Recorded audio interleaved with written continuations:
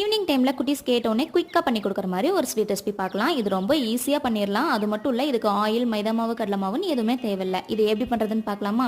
இதை பண்ணுறதுக்கு ஒரு கடாயில் 3 ஸ்பூன் அளவுக்கு நெய் சேர்த்துக்கிறேன். இது கூட ஏலக்காய், முந்திரி, திராட்சை சேர்த்துக்கிறேன். கிட்ட எக்ஸ்ட்ரா நட்ஸ் இருந்தாலும் நீங்கள் ஆட் பண்ணிக்கலாம். இது கூடவே ஒரு கப் அளவுக்கு ரெட் அவல் சேர்த்துக்கிறேன். நீங்கள் ஒயிட் அவல் இருந்தாலும் ஆட் பண்ணிக்கலாம். இதை நல்லா நெய்யில் கலந்து விட்டதுக்கு அப்புறமா ஒரு கப் அளவுக்கு பால் சேர்த்துக்கோங்க. இது கூட ஒரு 1/4 கப் அளவுக்கு நாட்டு சர்க்கரை சேர்த்துக்கிறேன். இதுக்கப்புறமா எக்ஸ்ட்ரா தண்ணியோ பாலோ எதுவுமே சேர்க்க வேண்டியதில்லை. சர்க்கரையில் இருக்கிறதே கரைஞ்சி வரும்போது கரெக்டாக இருக்கும்.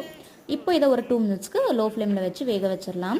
ஒரு 3 ஸ்பூன் அளவுக்கு பொட்டுக்கடலை எடுத்து மிக்சர் ஜாரில் ரொம்ப பவுடராக இல்லாமல் கொஞ்சம் நரன்னு அரைச்சிக்கலாம். இதை அவலில் போட்டு நல்லா கலந்து விட்டுடலாம். ஃபைனலாக ஒரு 3 ஸ்பூன் அளவுக்கு நெய் சேர்த்து நல்லா கலந்து விட்டு ஸ்டவ் ஆஃப் பண்ணிடலாம்.